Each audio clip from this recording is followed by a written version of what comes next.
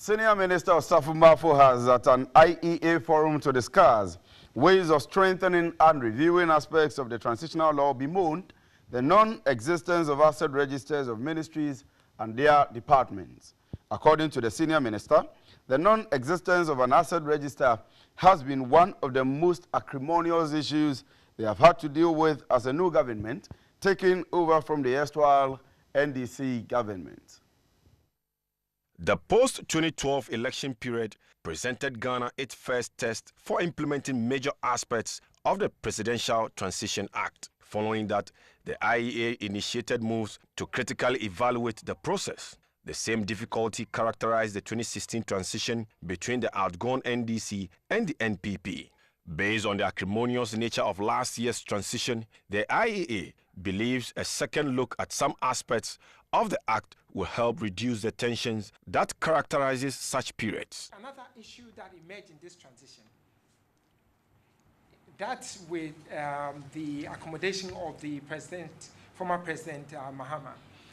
And I see this whole housing saga as a symptom of a bigger problem, and that is clearly institutional failure. Institutional failure in what sense? Simply, if the Administrator General had been resourced to do his job and had been in control of the presidential estates, I think it would not be the prerogative of an outgoing administration or an incoming administration to decide who gets what.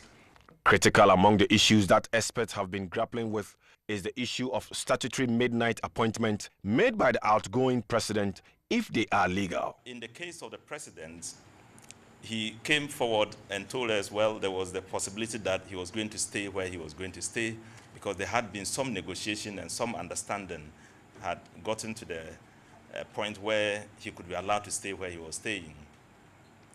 Now, this was not in accordance with any law. He said there was negotiation. And so there's a need for us to firm up this point, this position. How long will sitting presidents be allowed to stay? Well, it's defined.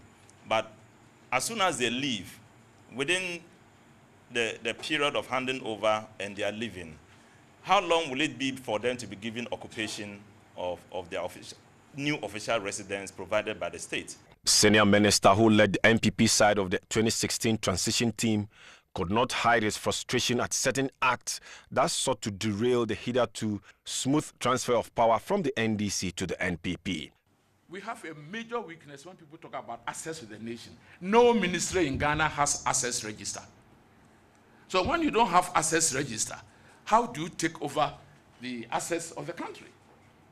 See, if any company that runs anywhere, one of the important documents of the company is your access register. The access register will detail out the assets of the company. And therefore, if you go to any ministry in this country, there should be an access register. You can't blame any government, but we don't have it, which details out all the assets of that ministry. Could your photocopiers, everything should be there, but we don't have it.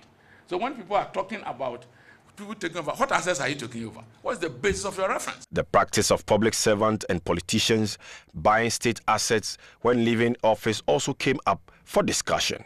The government has got power, especially the president, to continue to govern until the last day that he leaves office.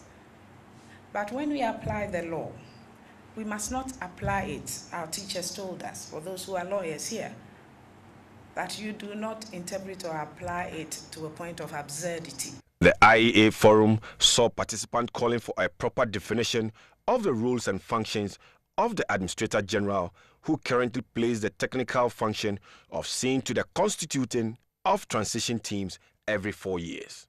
Frank Nyonato, Metro News, Accra. So that has been the issue, but the Member of Parliament for West Central, Rashid Pelpo, has denied assertions that the opposition NDC sought to trap the NPP into honoring contracts that were signed during the last days of the NDC in power. Let's listen to him.